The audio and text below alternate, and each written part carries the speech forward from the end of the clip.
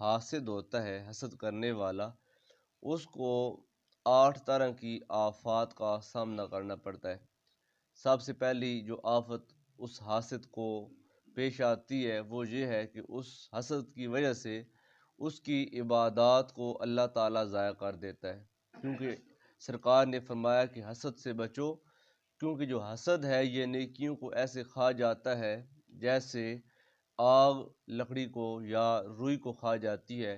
اور سرکار نے فرمایا جو حسد ہوتا ہے یہ بندے کو کافر بنا دیتا ہے، کفر تک لے جاتا ہے۔ او یعدہ الی الکفر کے الفاظ ہیں کہ حسد جو ہے بندے کو کفر کی حد تک لے جاتا ہے۔ دوسرا جو نقصان حسد کا بیان کیا گیا تھا وہ یہ تھا کہ جو حسد ہوتا ہے یہ بندے کو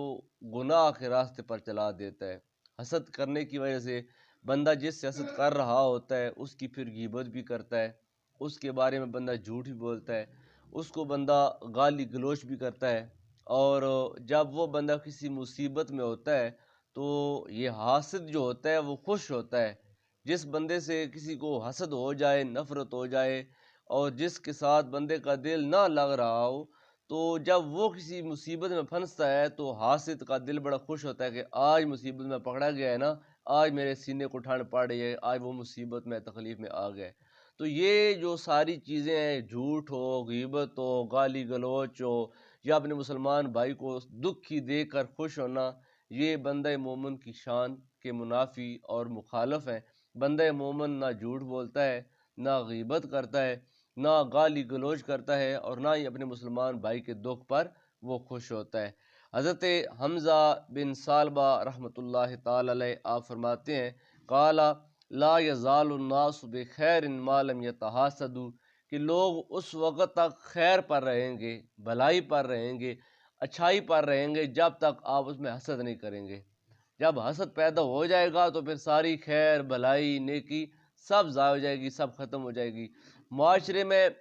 سکون، اطمینان اور راحت اور آرام اس وقت تک رہتا ہے جب معاشرے والے لوگ ایک دوسرے کے ساتھ محبت کرتے ہیں، پیار کرتے ہیں، ایک دوسرے کے دکھ اور سکھ کو اپنا دکھ اور سکھ سمجھتے ہیں۔ لیکن جب معاشرے میں لوگ ایک دوسرے کے بارے میں غلط سوچنا شروع کر دیتے ہیں اور اپنے مسلمان بھائی کے ساتھ وہ حسد کرتے ہیں، اس کو اچھے حالت میں دیکھ کر، اس کو عزت میں دیکھ کر، اس کو لوگوں میں وقار کے ساتھ دیکھ کر، اگر یہ بندہ دل میں کڑتا ہے اور پریشان ہوتا ہے تو پھر اس وقت معاشرے میں فتنہ اور فتور کی اینٹ جب وہ رکھ دی جاتی ہے اور معاشرے میں سارا امن خراب ہو جاتا ہے۔ تو کہا کہ لوگ اس وقت تک خیر پر رہیں گے جب تک حسد نہیں کریں گے۔ وَالثَّالِثَةُ، اب آگے یہاں سے تیسرا نقصان اور تیسری آفت حسد کی جو حاسد کو پیش آتی ہے وہ کیا ہے؟ وہ یہ ہے حرمان الشفاعت، حاسد کل روز قیامت رسول اللہ صلی اللہ علیہ وسلم کی شفاعت سے محروم رہے گا۔ اس بندے کو دنیا میں بے شک وہ جتنی نمازیں پڑھ لے، حج، روزے، زکوٰۃ، صدقات، سارے نیک اعمال کر لے، لیکن اگر مسلمان بندے کے بارے میں اس کے دل میں حسد پایا جاتا ہے تو حضور پاک صلی اللہ علیہ وسلم آپ نے فرمایا کہ وہ بندہ کل روز قیامت میری سفارش سے، میری شفاعت سے محروم رہے گا۔ حضرت عبداللہ ابن بشر رضی اللہ تعالیٰ عنہ رسول اللہ صلی اللہ علیہ وسلم آپ سے حدیث پاک روایت فرما رہے ہیں کہ آقا کریم صلی اللہ علیہ وسلم نے ارشاد فرمایا لیس منی ذو حسد و ذو نمیمت و ذو کہانت ولا انا منہم، ثم تلا علیہ الصلاۃ والسلام هذه الآیہ والذین یؤذون المؤمنین والمؤمنات بغیر ما اکتسبوا فقد احتملوا بہتانا و اسما مبینا۔ آپ فرماتے ہیں کہ رسول اللہ صلی اللہ علیہ وسلم نے ارشاد فرمایا لیس منی، وہ مجھ میں سے نہیں ہے، یعنی اس بندے کا مجھ سے کوئی تعلق نہیں ہے، ذو حسد، جو حسد کرنے والا ہے، ولا ذو نمیمت، اور وہ بندہ جو چغل خور ہے، چغلیاں اٹھانے والا ہے، ایک کی بات دوسرے کو بتا، دوسرے کی بات پہلے کو بتا، اس کو اس کے خلاف کر، اس کو اس کے خلاف کر، لوگوں کی باتیں ایک دوسرے تک پہنچانے والا۔ حضور پاک صلی اللہ علیہ وسلم فرماتے ہیں اللہ ذو الوجہین پر لعنت کرتا ہے۔ صحابہ کرام نے پوچھا یا رسول اللہ ذو الوجہین، وجہن عربی میں کہتے ہیں چہرے کو، وہ بندہ جس کے دو منہ ہیں اللہ اس پر لعنت کرتا ہے۔ اب میرا بھی ایک منہ ہے، آپ میں سے ہر ایک کا ایک ہی منہ ہے، ہم میں سے دو منہ والا تو کوئی بھی نہیں ہے، سارے ایک ایک منہ رکھتے ہیں اور انسان سارے ایک منہ والے ہیں۔ لیکن حضور فرماتے ہیں کہ اللہ تعالیٰ ذو الوجہین پر لعنت کرتا ہے، ملعون ہے، لعنتی ہے وہ بندہ جو دو چہروں والا ہے اور اللہ کی رحمت سے محروم ہے۔ صحابہ کرام نے پوچھا یا رسول اللہ ذو الوجہین سے کیا مراد ہے؟ تو آپ صلی اللہ علیہ وسلم نے فرمایا ذو الوجہین سے مراد یہ ہے کہ ایک بندہ ایک کے پاس جائے تو اس جیسا بن جائے، اس کا ہم خیال بن جائے، اور اس کے مخالف کے پاس جائے تو اس کا ہم خیال بن جائے، یعنی اس کے پاس گیا تو اس کا دوست، اس کے پاس گیا تو اس کا دوست بن گیا، اس کی بات اس کو بتا، اس کی بات اس کو بتا، اس کو اس کے خلاف کر اور اس کو اس کے خلاف کر۔ دو مسلمانوں کے درمیان فتنہ اور فتور پیدا کرنے والا، دشمنی پیدا کرنے والا وہ ذو الوجہین ہے، دو چہروں والا، یعنی کہ ایک چہرے والا وہ بندہ ہے جو نیوٹرل ہے، اس کے پاس جائے تو اپنے یعنی کہ کردار کے ساتھ جائے، وہ بات سچی کرتا ہے تو اس کی بات کو سنے، اگر دوسرا بندہ جھوٹ بول رہا ہے تو اس کو کہے کہ تو جھوٹ ہے، اور اس کے ساتھ اگر اس کی رشتہ داری بھی ہے، دوست بھی ہے، پیارا بھی ہے، اس کے باوجود وہ اپنے سارے رشتے ناتے ایک سائڈ پہ رکھ کر اس کو بولے کہ میرا تیرے ساتھ تعلق ضرور ہے لیکن تو اس معاملے میں غلط ہے، میں اس بندے کی بات کو سن کر آیا ہوں، وہ بات ٹھیک کر رہا ہے، تیری بات میں یعنی کہ گراوٹ پائی جاتی ہے۔ تو کسی رشتے ناتے کی وجہ سے بندہ غلط کو بھی صحیح اگر کہنا شروع کر دے اور جیسا یہ کہتا ہے ایسا سن لے اور جیسا وہ کہتا ہے ایسا بن جائے تو وہ ذو الوجہین ہے، اور ایسا بندہ اللہ تعالیٰ کی نگاہ میں جچتا نہیں ہے۔ تو حضور پاک صلی اللہ علیہ وسلم فرماتے ہیں کہ جو بندہ ایک دوسرے کے ساتھ حسد کرتا ہے اس کا مجھ محمد سے کوئی تعلق نہیں ہے، اور فرمایا کہ وَلَا ذُو نَمِیمَةٍ، اور جو چغل خور ہے اس کا بھی مجھ سے کوئی تعلق نہیں ہے، وَذُو کہانَةٍ، اور وہ بندہ جو کہانت کرتا ہے، کاہن وہ جو ہمارے اگر ہاتھ دیکھتے ہیں کہتے ہیں بھئی تیری ہاتھ کی لکیریں بتاتی ہیں کہ تیری 2 شادیاں ہوگی، تیری ہاتھ کی لکیریں بتاتی ہیں کہ تو بڑا کاروبار میں یعنی کہ کامیاب ہوگا، تیرا بڑا اونچا گھر ہوگا، تجھ کو بڑی اعلیٰ نوکری ملے گی، ہم اس کا یعنی کہ زبان سے نکلنے والے کلمات پر یقین کر لیتے ہیں۔ حضور پاک صلی اللہ علیہ وسلم فرماتے ہیں کہ جو بندہ کسی کائن کے پاس گیا، وہ بندہ جو ہاتھ دیکھتا ہے نا، اس بندے کی صحبت کتنی نقصان دہ ہے۔ آج یہ یعنی کہ گلی چوکوں میں بیٹھے ہوئے ہیں لوگوں کی قسمتیں اور تقدیریں بتانے والے، اور ہم ان کے پاس بھاگ بھاگ کر جاتے ہیں اور ان کی باتوں پر ہم بڑا یقین کرتے ہیں۔ حضور پاک صلی اللہ علیہ وسلم نے فرمایا کہ جو بندہ کسی ایسے بندے کے پاس جائے جو اس کا ہاتھ دے کر اس کی تقدیر بتائے، وہ بندہ اگر اس کے پاس گیا اور اس نے جو کچھ کہا اس پر اس نے یقین کر لیا، گویا اس نے اس چیز کا انکار کر دیا جو اللہ تعالیٰ نے جناب محمد پر نازل کی ہے، یعنی قرآن پاک، شریعت اسلام۔ فرمایا جس نے کائن کی بات کی تصدیق کر دی، گویا اس نے جناب محمد کا بھی انکار کر دیا، قرآن کا بھی انکار کر دیا۔ اور جو بندہ کسی کاہن کے پاس جاتا ہے، جا کر بیٹھ جاتا ہے، اس کو ہاتھ دکھاتا ہے، وہ آگے سے جو بولتا ہے اس پر یقین نہیں کرتا، ہاتھ نہیں بھی دکھاتا، اس کے پاس بیٹھ گیا ہے، تو اس کائن کے پاس بیٹھنا اتنا نقصان دہ ہے۔ حضور پاک صلی اللہ علیہ وسلم فرمایا کہ 40 دن تک اللہ تعالیٰ اس بندے سے اپنا رحمت والا منہ پھیر لیتا ہے، 40 دن اس بندے کی کوئی نماز اللہ کی بارگاہ میں قبول نہیں ہوتی ہے، کوئی دعا قبول نہیں ہوتی ہے جو کسی ایسے بندے کے پاس صرف بیٹھ جائے۔ اب اگر اس کے پاس بیٹھنا ہمارے لیے اتنا نقصان دہ ہے تو وہ بندہ اللہ کی نگاہ میں کتنا ملعون اور لعنتی ہے کہ جس کے پاس بیٹھنے سے لوگوں کی عبادت اللہ کی بارگاہ میں پہنچنے سے موقوف ہو جائے۔ لہٰذا سرکار فرماتے ہیں کہ جو بندہ حسد کرنے والا ہے، جو بندہ چغل خور ہے، اور جو بندہ کہانت کرتا ہے، کاہن ہے، خواہ وہ کہانت کرتا ہے یا جو بندہ اس کے پاس ہاتھ دکھا کر اس کی بات پر یقین کرتا ہے، اس کا مجھ سے کوئی تعلق نہیں ہے، ولا انا منہم، اور نہ میرا ان سے کوئی تعلق ہے۔ سرکار دو عالم صلی اللہ علیہ وسلم اس بندے سے اپنا ریلیشن ختم کر رہے ہیں کہ جو بندہ مسلمانوں کے بارے میں اپنے دل میں حسد رکھتا ہے، مسلمانوں کی وہ چغلیاں اٹھاتا ہے اور جو لوگوں کی تقدیریں بتاتا ہے ہاتھ دے کر، سرکار نے فرمایا نہ ان کا میرے سے کوئی تعلق ہے اور نہ میرا ان سے کوئی تعلق ہے، کل روز قیامت وہ بندے میری شفاعت سے محروم رہیں گے۔ اس کے بعد یہ سرکار نے کلمات کہنے کے بعد پھر سرکار نے قرآن کی آیت کریمہ کی تلاوت کی۔ سرکار نے فرمایا والذین یؤذون المؤمنین والمؤمنات، وہ لوگ جو اہل ایمان مردوں کو یا اہل ایمان عورتوں کو نقصان پہنچاتے ہیں بغیر مختصبو، بغیر کسی وجہ کے، بغیر کسی ریزن کے، یعنی کہ صرف جلن، کڑن اور اندرونی یعنی کہ پریشانی کی وجہ سے دوسرے مسلمان کو تکلیف پہنچانا، اس کا کوئی قصور نہیں ہے، اس کا کوئی جرم نہیں ہے، بغیر جرم کے جو کسی مسلمان مرد یا عورت کو نقصان پہنچاتا ہے فقد احتملوا بہتانا و اسم مبینا، وہ تحقیق اپنے کندھوں پر بہت بڑا بہتان اور بہت ہی واضح گناہ اٹھانے والا ہے۔ یعنی وہ بندہ جو نقصان پہنچا رہا ہے وہ اپنے نام اعمال میں خواہ مخواہ کا بہتان چڑھا رہا ہے اور خواہ مخواہ کا وہ گناہ بڑھا رہا ہے۔ تو یہ حسد کی آفت ہے کہ جو بندہ حاسد ہوتا ہے، اللہ تعالیٰ کے محبوب صلی اللہ علیہ وسلم فرماتے ہیں کہ میں اس سے بری و ذمہ ہوں، اس کا مجھ سے کوئی تعلق نہیں ہے۔ والرابعۃ، اور چوتھا کیا نقصان ہے؟ دخول النار، جو حاسد ہوتا ہے اس کا ٹھکانہ جہنم ہے۔ جو دنیا میں مسلمان بندے سے حسد کرتا ہے اس کا ٹھکانہ جہنم ہے۔ حضرت عبداللہ ابن عمر رضی اللہ تعالیٰ عنہ آپ فرماتے ہیں، اور جناب حضرت انس ابن مالک رضی اللہ تعالیٰ آپ بھی فرماتے ہیں کہ سرکار دو عالم صلی اللہ علیہ وسلم نے فرمایا ستۃ یدخلون النار قبل الحساب بستۃ، 6 بندے 6 کاموں کی وجہ سے حساب کتاب کے شروع ہونے سے پہلے ہی اللہ تعالیٰ ان کو جہنم میں داخل کر دے گا۔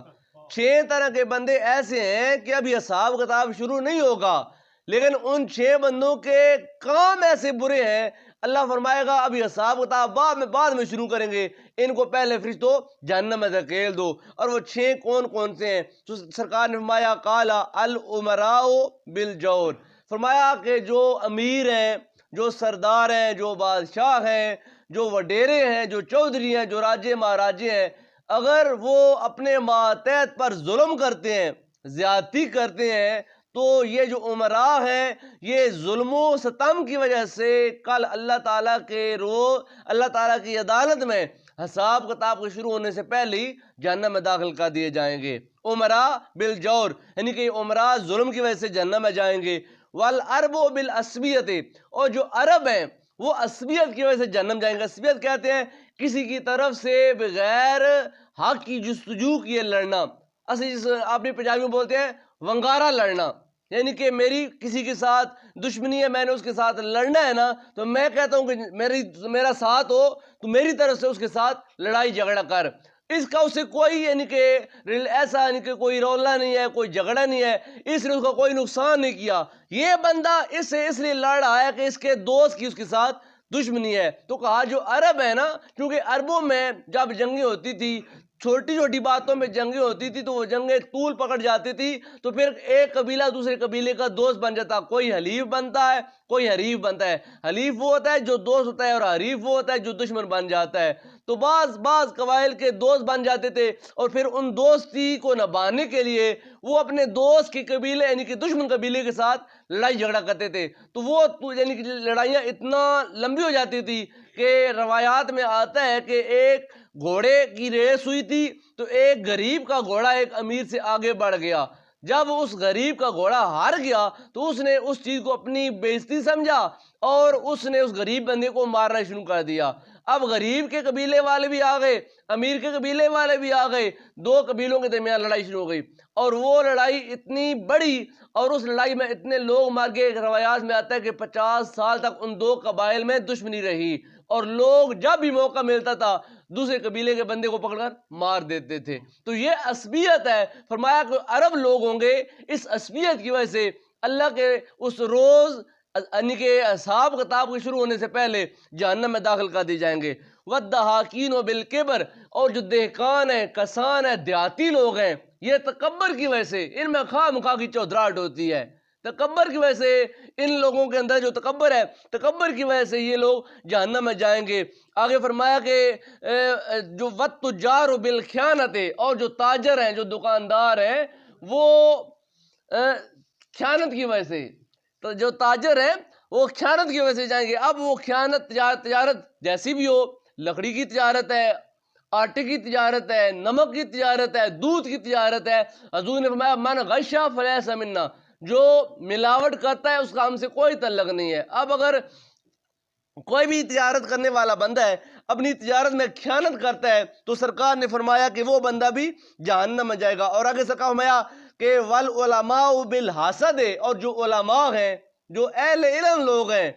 یہ حسد کی بیماری میں مبتلا ہو جاتے ہیں. ایک بندے کو اگر عوام نے تھوڑی زیادہ عزت دے دی ہے تو دوسرا مولوی بیٹھتا بیٹھتا ہی اندر کڑتا رہتا ہے کہ اس کی تو بڑی بیلیں آ رہی ہیں, بڑے نعرے لگ رہے ہیں, اس کو یہ آیا تو سارا مجمع کھڑا ہو گیا ہے, بڑے نعرے لگے ہیں, لوگوں نے ہاتھ چومے, میں آیا تو کوئی نعرہ نہیں لگا. تو اب یہ اس بندے کے بارے میں خواہ مخواہ نیچے بیٹھ کر کڑ رہا ہے, حسد کر رہا ہے. تو فرمایا کہ ایک ہے نماری, عربی میں کتاب ہے مفید الطالبین پڑھائی جاتی ہے درس میں, اس میں کہاوتیں ضرب الامثال لکھی ہوئی ہیں. تو اس کے اندر ایک وہ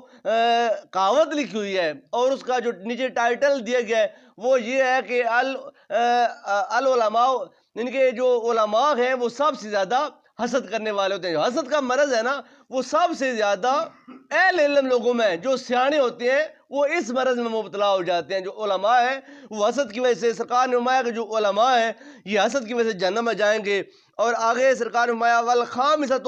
الافضاء الی اضرار الغیر, پانچواں نقصان اس حسد کا یہ ہے کہ الافضاء الی اضرار الغیر, کسی دوسرے بندے کو نقصان پہنچانے کے لیے یہ حسد رہنمائی کرتا ہے. میرا اس کے ساتھ کوئی دشمنی نہیں ہے, اس نے میرا کوئی نقصان نہیں کیا, لیکن مجھے چبھتا اس لیے ہے کہ اس کے پاس گاڑی ہر روز نہیں آتی ہے, یہ کپڑے بڑے اچھے پہنتا ہے, تو میں اس سے جلن محسوس کرتا ہوں. پھر میں موقع ڈھونڈتا ہوں کہ کہاں میں اس کو نقصان پہنچاؤں, کس جگہ اس کو میں تکلیف پہنچاؤں, کہاں اس کے مال میں, اس کی عزت میں, اس کی جان میں نقصان پہنچاؤں. تو وہ نقصان پہنچانے والا جو کیڑا ہے نا وہ اندر حسد ہمارا پایا جاتا ہے. حسد ایسا کیڑا ہے جو بندے کو, دوسرے بندے کو نقصان پہنچانے کی طرف رہنمائی کرتا ہے. فَلِذَا امر اللہ تعالی بالاستعاذۃ من شر الحاسد, اسی لیے اللہ تعالیٰ نے حاسد کے شر سے بچنے کا اہل ایمان کو حکم دیا ہے کہ تم اللہ سے دعا مانگو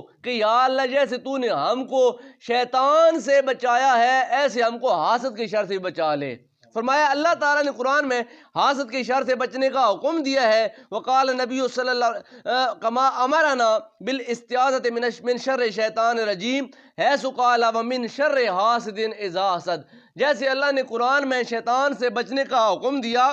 ایسے ہی حاسد کے شر سے بچنے کا بھی اللہ تعالیٰ نے حکم دیا ہے. کہا ہے کہ دعا مانگا کرو یا اللہ ہم کو حاسدوں کی حسد سے محفوظ فرما. اور سرکار دو عالم صلی اللہ علیہ وسلم نے فرمایا استعینوا علی قضاء الحوائج بالکتمان, فرمایا کہ مصیبتوں کے ٹالنے کے لیے خاموشی اللہ تعالیٰ سے مدد طلب کیا کرو. کیوں؟ فَإِنَّ كُلَّ ذِي نِعْمَةٍ مَحْسُودٌ, کیونکہ اللہ تعالیٰ جس کو نعمت دیتا ہے نا اللہ تعالیٰ اس کے پہ دشمنی پیدا کر دیتا ہے. جس کے پاس نعمت ہوتی ہے, کوئی رتبہ ہوتا ہے, کوئی عزت ہوتی ہے, کوئی وقار ہوتا ہے, کوئی پیسہ ہوتا ہے, پھر اس سے جلنے والے بھی پیدا ہو جاتے ہیں. غریب کا کوئی دشمن نہیں ہے, جو غریب ہے, جس کی جیب خالی ہے, جس کے پاس کچھ نہیں ہے, اس کے لیے کوئی دشمن نہیں ہے. اور جس کے کپڑے اچھے ہیں, جس کے پاس گاڑی اچھی ہے, جس کے پاس بینک بیلنس ہے, اس کے ہزاروں دشمن پیدا ہو جاتے ہیں. تو سرکار نے فرمایا کہ جو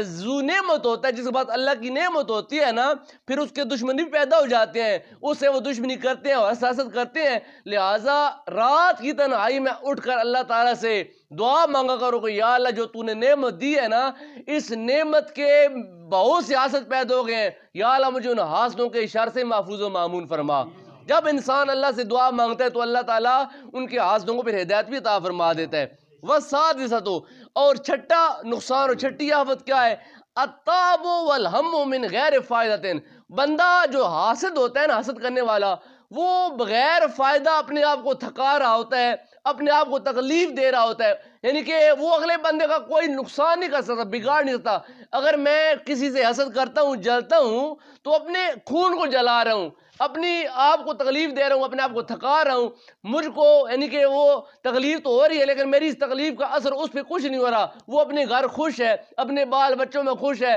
اپنی زندگی میں خوش ہے. لیکن کہا کہ وہ بندہ جو حاسد ہوتا ہے اپنے آپ کو تھکاتا ہے اور تکلیف دیتا ہے بغیر فائدہ. بل مع وزر و معصیت, لیکن ساتھ ساتھ جو حاسد ہوتا ہے اس کو اپنا ایک اور نقصان ہو رہا ہوتا ہے. وہ نقصان کیا ہے؟ وہ نقصان یہ ہے بل مع وزر و معصیت, اس کے نام اعمال میں بوجھ بڑھ رہا ہے اور گناہ بڑھ رہے ہیں. میں کسی بندے سے اگر حسد کرتا ہوں تو میرے حسد کرنے سے اس کو کوئی نقصان نہیں ہے، وہ اپنے گھر اپنے بال بچوں میں خوش ہے، میں خواہ مخواہ جان رہا ہوں کہ اس کے پاس پیسے زیادہ کیوں ہیں، اس نے گاڑی نہیں کیوں لے لی ہے، اس نے گھر اچھا کیوں بنا لیا ہے، بھائی وہ اپنے بال بچوں میں خوش ہے، میں جل رہا ہوں تو میں اپنے خون کو جلا رہا ہوں، تکلیف دے رہا ہوں۔ میرے اس خون کے جلنے اور تکلیف دینے کے ساتھ ساتھ جو میرا دوسرا نقصان ہو رہا ہے وہ یہ ہو رہا ہے کہ میرے نامہ اعمال میں بائیں طرف جو فرشتہ بیٹھا ہے وہ مسلسل گناہ لکھتا جا رہا ہے، گناہ لکھتا جا رہا ہے، اور یہ بوجھ بڑھتا جا رہا ہے اور گناہ بڑھتے جا رہے ہیں۔ اور قال ابن سماک کہتے ہیں لم ارا ظالما اشبہ بالمظلوم من الحاسد، ایک ظالم ہوتا ہے ظلم کرنے والا اور دوسرا ہوتا ہے مظلوم جس پر ظلم کیا جاتا ہے۔ آپ کہتے ہیں کہ میں نے حاسد سے بڑھ کر ایسا ظالم نہیں دیکھا جو مظلوم کے ساتھ مشابہت رکھتا ہے، ظالم ترکڑا ہوتا ہے، مظلوم کمزور ہوتا ہے، لیکن آپ کہتے ہیں کہ جو حاسد ہے ایک ایسا ظالم ہے جیسے مظلوم کو تکلیف ہوتی ہے ایسے ہی ظالم کو بھی تکلیف ہو رہی ہوتی ہے۔ کیسے؟ کہا کہ وہ نفس ظائم،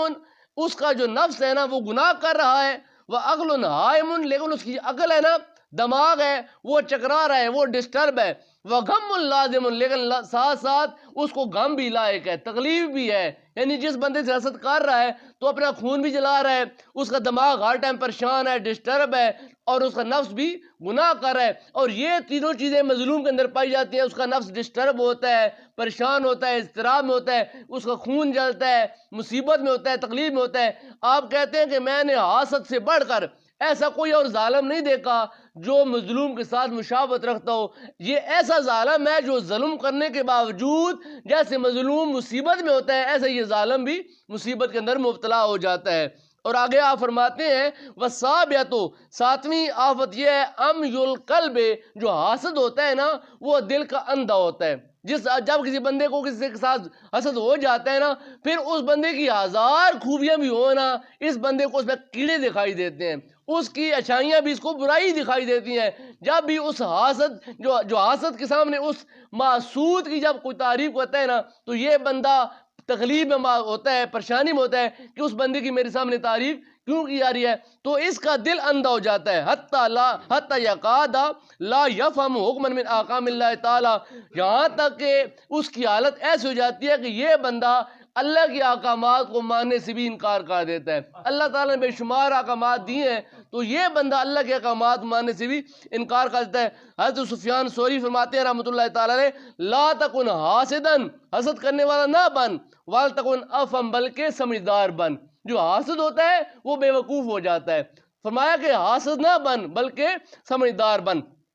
اور آخری اور جو سب سے بڑی یعنی کہ آفت ہے وہ یہ ہے وَالثَّامِنَةُ الْحِرْمَانُ وَالْخِذْلَانُ، محرومیاں اور ناکامیاں یہ حاسد کے مقدر میں ہوتی ہیں۔ لا یکاد الحاسد یظفر بمرادی، جو حاسد ہوتا ہے نا وہ اپنے مقصد میں کبھی بھی کامیاب نہیں ہوتا۔ جو حاسد کی حسد کرنے والا ہوتا ہے نا وہ اپنے مقصد میں کبھی بھی کامیاب نہیں ہوتا۔ ایک بندے کو اللہ تعالیٰ نے عزت دی ہے، یہ بندہ جل رہا ہے، کہتا ہے کہ یہ میرے پاس ہونی چاہیے تھی، تیرے جلنے سے تجھ کو وہ نصیب نہیں ہوگی۔ دینے والا اللہ ہے، لینے والا اللہ ہے، تو اللہ سے دعا کر، اس کے اس مقدر پر رشک کر، کہہ کر یہ کہا کر کہ ماشاءاللہ میرے مسلمان بھائی پہ اللہ تعالیٰ نے بڑی مہربانیاں کی ہیں، اللہ نے اس کو دنیا کا مال دیا ہے، یا اللہ جیسے مال میرے بھائی کو دیا ہے نا ایسے میرے اوپر بھی اپنے رحمت کے دروازے کھول دے۔ جب تو دعا کرے گا اللہ تعالیٰ خوش ہوگا کہ اس نے اپنے مسلمان بھائی کو خوش دیکھ کر خوشی کا اظہار کیا، اور ماشاءاللہ کے الفاظ کہے ہیں۔ جب انسان اپنے بھائی کی خوشی پر خوش ہوتا ہے تو پھر اللہ تعالیٰ اس بندے کے دامن کو بھی مالا مال کر دیتا ہے۔ لیکن جب بندہ حسد کرتا ہے نا، کہتا ہے کس کے پاس یہ کیوں ہے، یہ میرے پاس ہونا چاہیے، تو ایسا کرنے سے انسان اپنے آپ کو تکلیف تو دیتا ہے لیکن کبھی بھی انسان اس جیسا نہیں بن سکتا، اپنی مراد کو حاصل نہیں کر سکتا۔ وَيُنْصَرُ عَلَىٰ عُدُوِّهِ، اور کبھی بھی حاسد اپنے دشمن کے مد مقابل مدد نہیں کیا جاتا۔ جو حاسد ہوتا ہے وہ ہمیشہ مغلوب رہتا ہے، اس کا دشمن اس پر غالب رہتا ہے۔ فَلِذَا قِيلَ الْحُسُودُ لَا يَسُودُ، اس لیے کہا گیا ہے جو حاسد ہوتا ہے نا اس کو کبھی سردار نہ بناؤ، کبھی اس کو اپنا بڑا نہ بناؤ، کیونکہ جو حاسد ہوتا ہے وہ اپنی جو مملکت ہوتی ہے یا اپنے زیر تحت جو لوگ ہوتے ہیں ان کو ہمیشہ نقصان ہی پہنچائے گا۔ حاسد سرداری کے قابل نہیں ہے، حاسد چودراہٹ کے قابل نہیں ہے، اور جو حاسد ہے وہ پریوں کے فیصلے کرنے کے قابل نہیں ہے۔ لہٰذا وہاں پر وہ بندہ بٹھاؤ جو انصاف کرنے والا ہے، عدل کرنے والا ہے، جو ہر بندے کو ایک ہی نگاہ سے دیکھنے والا ہے۔ تو یہ ایک ایسی حدیث مبارکہ ہے جو ہم سب کے لیے ایک بہت بڑا مینار نور ہے، اس میں ہمارے لیے بہت بڑا سبق ہے۔ حسد کا مرض ہم سب میں تقریباً پایا جاتا ہے۔ ہم اپنے مسلمان بھائیوں سے جب وہ پریشان ہوتے ہیں، حسد خواہ مخواہ کرتے ہیں، اللہ تعالیٰ سے دعا کرتے ہیں، اللہ تعالیٰ ہم سب کو حسد کی لعنت سے محفوظ فرمائے۔ ہم نے یہ 3 یعنی کہ درس مسلسل اس ٹاپک پر اس لیے کیے ہیں کہ تاکہ تفصیل کے ساتھ بیان کیا جائے کہ یہ حسد کتنی بری بیماری ہے، کتنا برا مرض ہے۔ جب اس انسان میں حسد کا مرض آتا ہے تو انسان کی اللہ تعالیٰ ساریاں ہی نیکیاں تباہ و برباد کر دیتا ہے۔ اللہ تعالیٰ ہماری چھوٹی موٹی باتیں قبول فرمائے اور ہم سب کو حسد سے محفوظ فرما کر ہم کو اپنا سچا اور پکا مسلمان بننے کی توفیق عطا فرمائے۔ آمین۔ وآخر دعوانا الحمد